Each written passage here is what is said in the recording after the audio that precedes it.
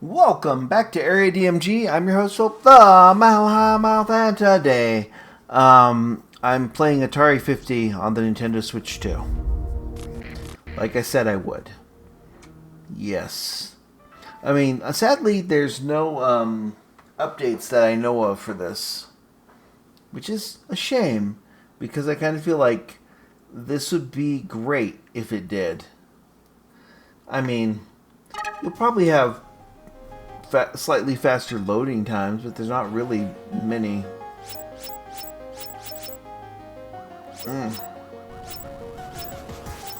Wait, did I not explore enough of that? Oh yeah. Oh man, look at that, the Lynx. I think it's pretty funny, actually, to be honest.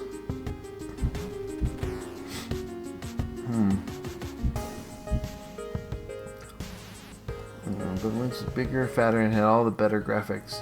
Yeah, the Lynx on paper actually is a little bit more powerful than the Super Nintendo when it comes to some of its sprite scaling.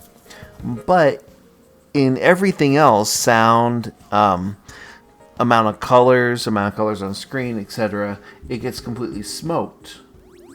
That said, I did have like Lynx and Lynx 2, right? They put out the Atari Lynx, the redesigned one, right? $99. Had this been the one that they originally put out, yeah, that would have been great. That would probably have this price cut here, just like, yeah, because the Game Boy was $89.99. I always feel like the Atari Lynx, if you had one, you're like, yeah, this is great. And you tell people how powerful it was, etc., etc. Oh my gosh, I forgot this had Scrap.dog. Wait, let me go to Game Library here. Let's sort by platform. Yeah, let's sort by platform. There's these, I don't really care about those. Wait, where's my Link stuff? Sort by base games. Recently played. Sort by year. Platform. Okay, 2600. Nah, let's get to the Lynx. I want to see what Lynx games they have here. Because I actually do have a decent amount of Lynx games. Let's see. I don't have Basketball, Malibu Bikini Volleyball, Scrapyard Dog, or Missile Command, Turbo Set. I'm actually missing, like, I don't have Warbirds. Wait, no, I do. Yeah, I do have Warbirds. Wow, this is the only one that they have on here that I own on the Lynx currently. And what's funny is they don't have any of the, they don't seem to have any of the Epics ones. Like California Games, which California Games is the pack-in game. Scrapyard Dog is one that people kind of, like, mentioned. That one and Todd in World of Slime or something like that. Slime World. I've got a few different ones. I think Gauntlet was pretty good on the Lynx. Clax is great on the Lynx. But yeah. See, it had better colors and stuff. One thing I like about the Lynx in particular is that you could play it left-handed or right-handed. You could flip it over, you know? That's kind of neat. Wait, let's see here. Screen mode, let's do full. Yeah, LCD. We're going to keep that LCD filter on. We're going to keep the border on, too. Let's resume. Eek. Okay. Yeah, basic idea. This one's a platformer. Blah, blah, blah. And you have to... He's like a little John Wick trying to... using...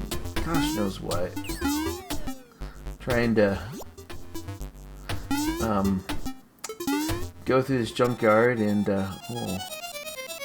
You cannot jump on things. Whoops.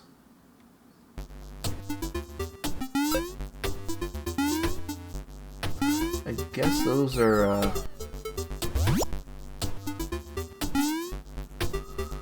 You have these little mice, these little, they're, those mice kind of look like a stereotype. That too. What the heck? Boom. Oh no.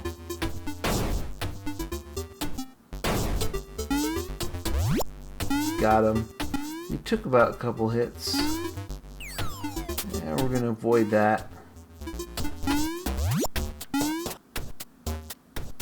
And that.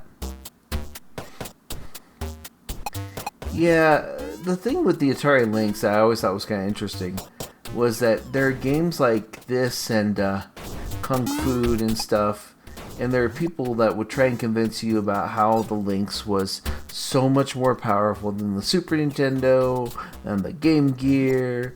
I've heard some people be like, "Oh, it's even better than the PC Engine." I'm like, TurboGrafx Express? No.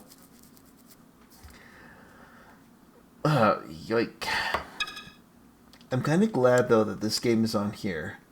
I mean, if I ever find a physical copy of it, I'll probably pick it up. But yeah, most of the stuff that came out for Lynx, like, it's kind of funny that the games that are on here from the Lynx, Warbirds is the only one that I own a physical copy of. All my other ones are like Batman Forever, Kung Fu, Pit Fighter, Stun Runner, Zarlog Mercenary. There's some really good ones out there. But yeah, I don't think that playing this on the, this is a new game, isn't it? Oh no, it's not. Jaguar. Huh. Let's go back here a moment. A lot. Ooh. Let's go to the birth of a console. Nah, I actually really love the fact that Digital Eclipse did these types of things. These are like little museums. And I mean, I remember there being maybe some loading times. But there's no loading times pretty much on this. This is pretty quick. Yeah, look. When you move it over, there's like a little thing where it suddenly gets a little bit yeah. There's adventure. Revealed. Actually, let's play that. Wait, no. Let's go to adventure and we'll play it. Ooh, wait. Oh, I like that. Super breakout handle. Super breakout handle advertisement. Watch, you can play it. It's like mm-hmm.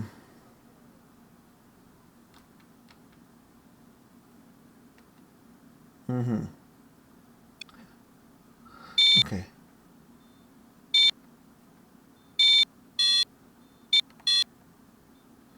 Yep.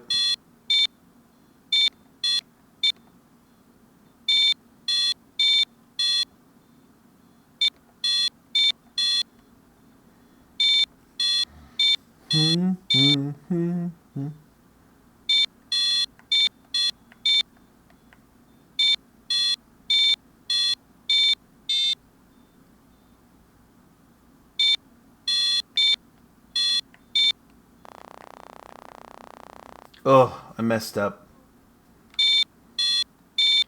Neat. Actually, let me go back a bit here. No, let's go back. Yeah, let's quit that game. Yes. I think they did. Oh, it's kind of funny that it's on there. Missile Command. Ooh, Cosmos, the holographic. Nice.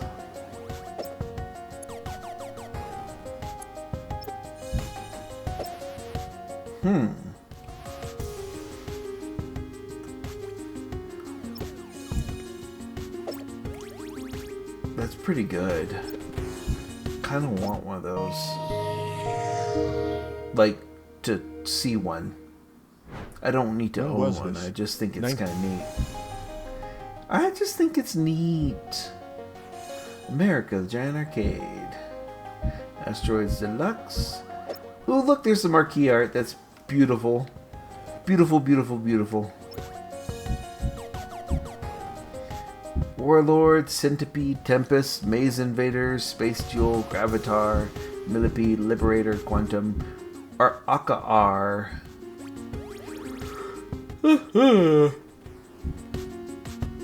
Black Widow, Food Fight, Crystal Castles, Major Havoc. Yeah, let's hit going to continue.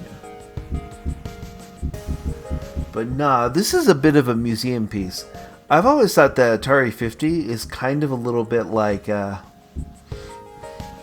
Okay, so there's a game on the Nintendo Switch called Welcome Tour. Welcome Tour is this, but with a more interactive interface. Whereas this is these little timelines. Welcome Tour has you just walking around on top of like hardware and all this other stuff, and then participating in small little mini games about it. I think what people misunderstand is that things like Atari 50, the Tetris one they did, Tetris Forever, or ones like Welcome Tour, are games that are intended as museum pieces. Yes, every single one of these games in here is playable. Like, a lot of these games are playable. And some of them are pretty decent. Some of them aged pretty well. But generally...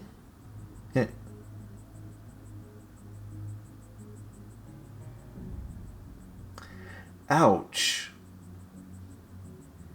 Nor accidentally just look hitting your thumbs. Nice.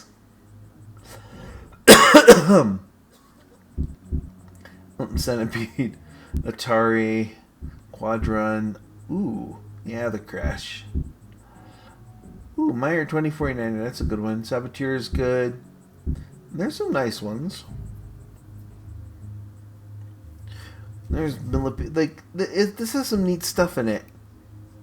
Yeah, 7800, the 2600 Junior. Yep.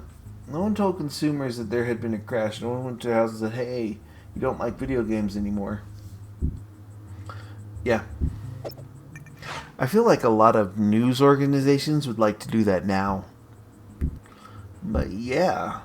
Oh, look at that. The Atari 400 for $499. Okay. So what does this come with? Oh, it's a basic home computer. Yeah. For work and for play. What games were on this? You have Basic and the Atari 800. The first gaming PC, Star Raiders. I mean, people kind of... Wait, what? Oh. Look at that. That is pretty cool. Look at that right there. It's an acoustic modem. I'm gonna hide the captions now, thanks. And hide the controls. Look at that. 120 VC, 7 watts. Yep. Nice. It's an acoustic modem that allowed you to connect to other players. Caverns of Mars. I would kind of love it if someone did something like this with like Apple II stuff.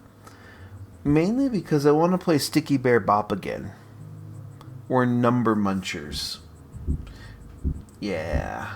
The Atari 2E was good. The Commodore 64 was also good.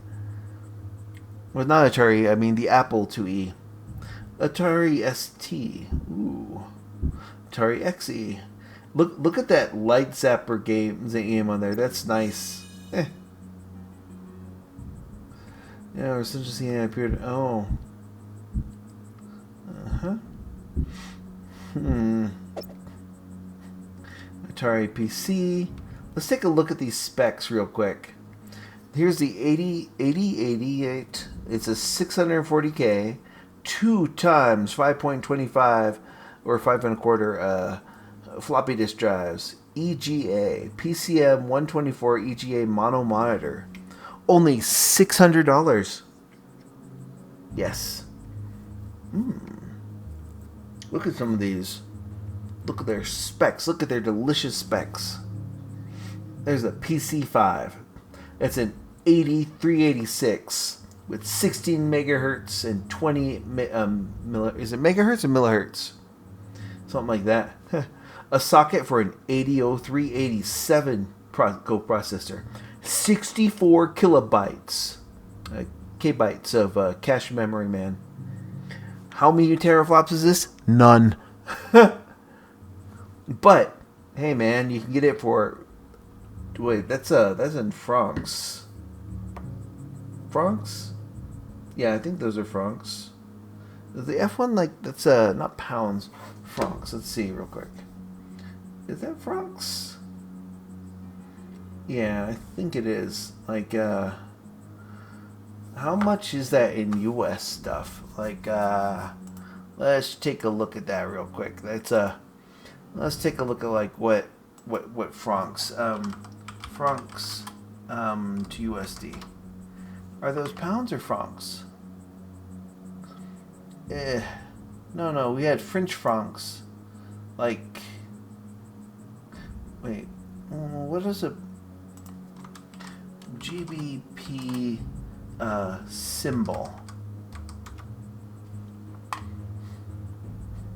Oh, never mind. Those are pounds, not francs. Okay, so let's see, 2,799.99 pounds. Sorry, GBP to USD. Yeah, so $2,799.99. That's essentially $3,812.60 in today's stuff. Would have been different back then, but still, yike. Ooh, look at some of those things. Oh man, the Artor. Oh my god, I love that. I love you. Look at that thing. Look at the portfolio. Look at the Atari portfolio. I love it. Oh my god. I want one. I want like a typewriter that looks like that. Oh, you could get, wait. Oh man. You could probably 3D print that and get an e-ink display and then just make a typewriter.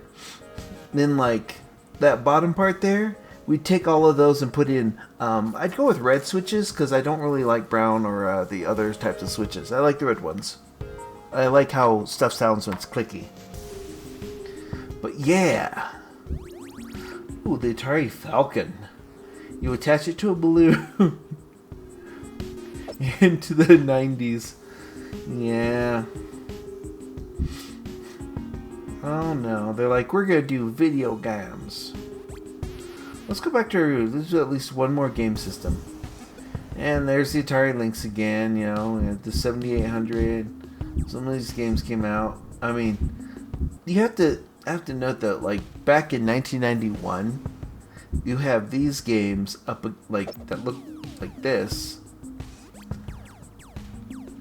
up against the Game Gear and the Game Boy, etc. They're like, we have a slightly larger screen. Yeah, 16-bit graphics engine, hardware scaling, left, right, yep.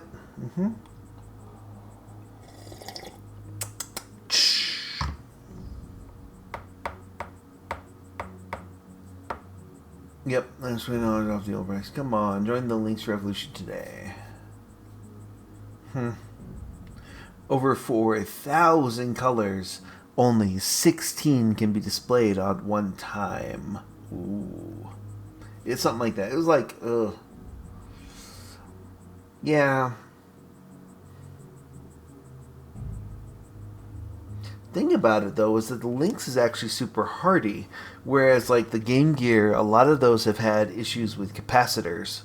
You have capacitors just going out in Game Gears left and right. That said, I love the fact that Analog Pocket exists because I got rid of Game Gears and Lynxes because I was just like, yeah, I don't need these. And also because I can play the games on that. That said, those prices, I mean, the Game Boy, pretty cheap. Push your mind to the edge, blah, blah, blah, blah.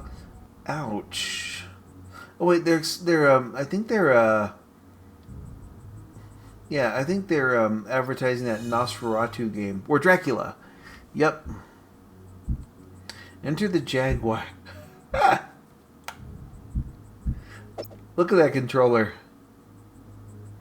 I never want to hear people... I mean, the controller for Jaguar is pretty garbage. I mean, it was the most garbage controller up until, like... Oh, man. I remember the original Steam controller is pretty garbage. But yeah, the Atari, the controller. Yeah, there was Tom and Jerry. Those are the... Ooh, look at that. Look at that. That is some... That's some beautiful... That's beautiful. That is absolutely fantastic. I think it's... Oh, Cybermorph is on here. Yes, it is. Horizontal scrolling 2D shooter. Down dudes. Malibu bikini bat volleyball. Chewing up the competition.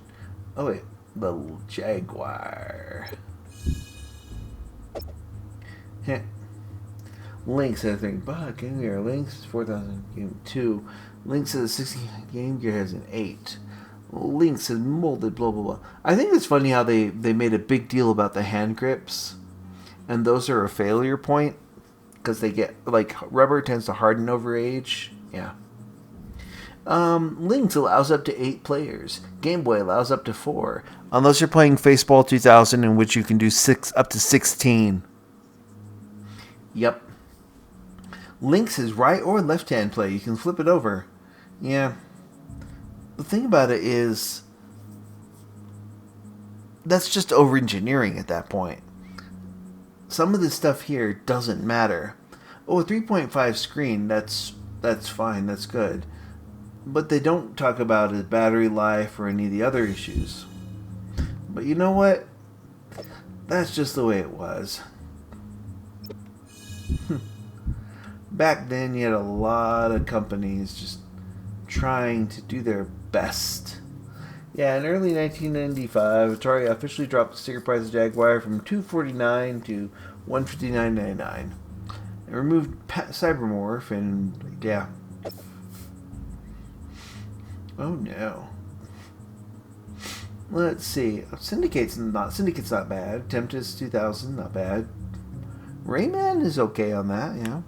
There's some stuff where like the Jaguar had games, but it's coming up on it was coming up on around that time, around 1995. It's a little bit before the Nintendo 64 and the PlayStation kind of hit the scene. Yeah, and then they're like, oh, but Jaguar CD! Yeah! Yeah, I feel like you've got a interesting device. It just, they just didn't really have the games there. Oh, nice. I like that. Yeah. Huh. Group of competitors. 32-bit CD-based Sega Saturn and PlayStation.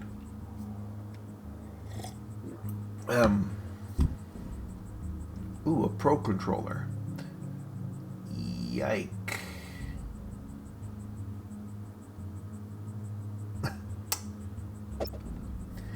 I'm holding a Nintendo Switch 2 Pro Controller right here. And I'm kind of glad that we've gotten past a lot of this stuff. That said, CBA, ZYX, And then two, yeah, that's actually got a decent amount of buttons. The little dial pad in the bottom there, like, that actually doesn't look too uncomfortable. I'll have to check one of those out at some point. Oh, check it out. They had that. They had a prototype.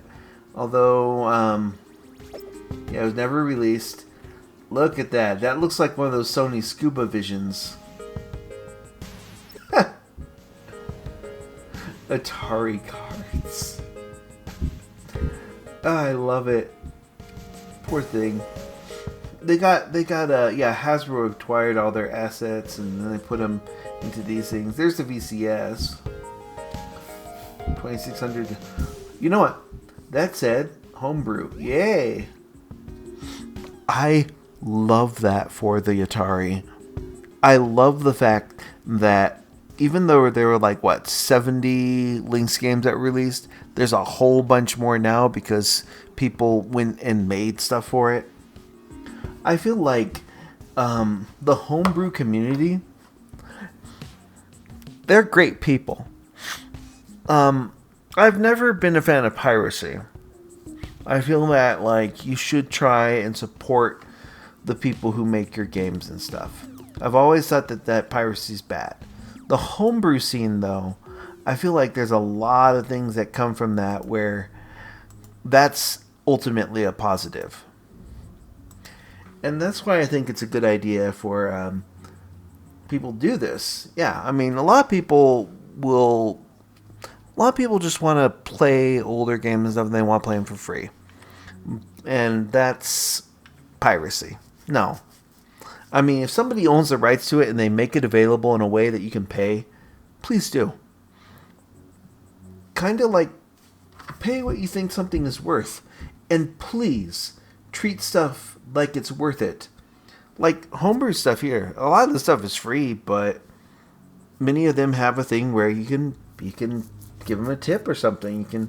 You can be a Patreon supplier. You can give a thumbs up on their stuff, And you should. If you like someone's art, you should support them. I've always thought that was the right thing to do. That said, let's go back here. The wider world of Atari.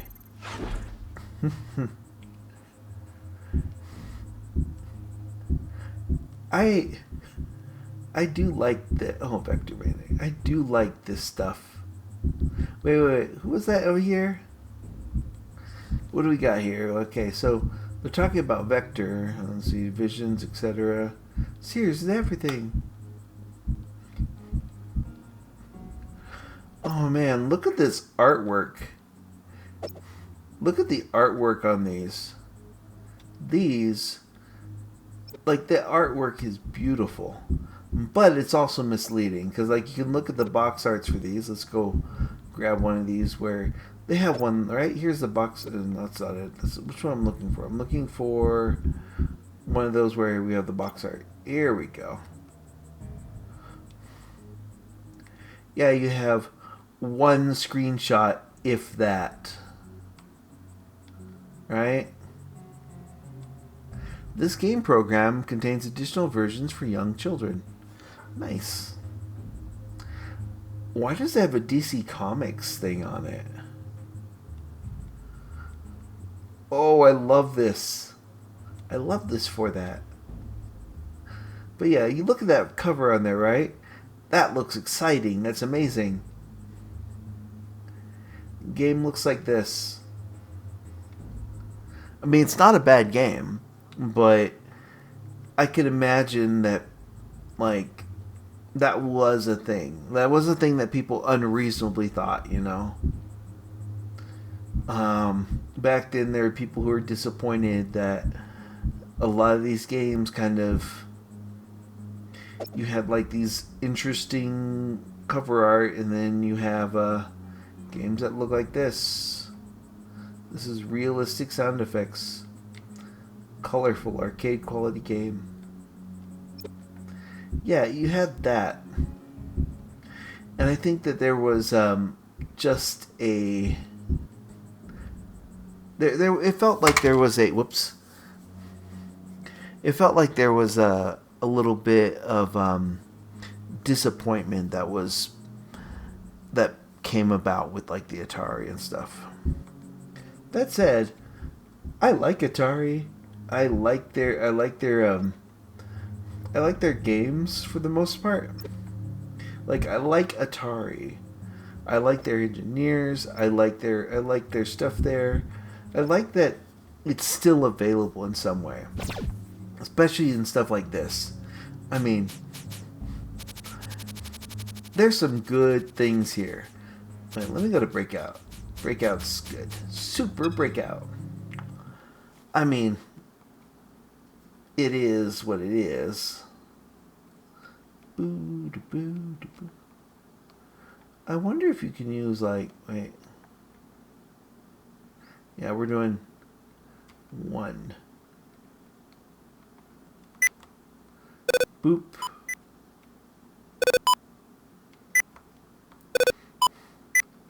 It's pretty much like a...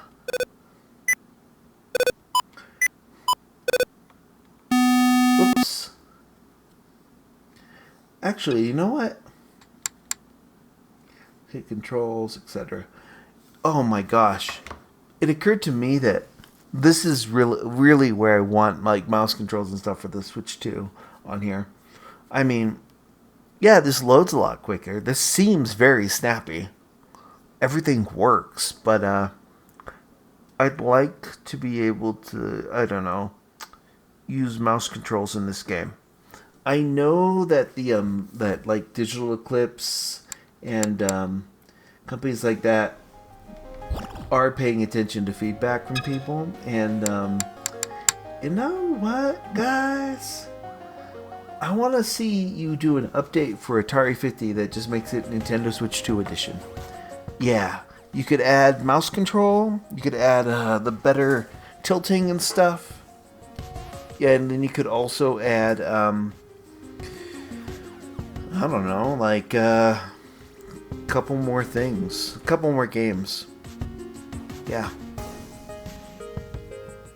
That said, if you haven't picked up Atari 50 for the Nintendo Switch, then you should. I just felt like playing it a little bit. Just kind of like chill it here, got some coffee, just played some Atari. Well, talking about Atari. Let me know in the comments below what you think. Hit that thumbs up, that share button, that subscribe button. Ring that little bell so you're notified whenever we have a brand new video here on Area DMG. And until the next video comes out, you are now caught up. Morning, Maya.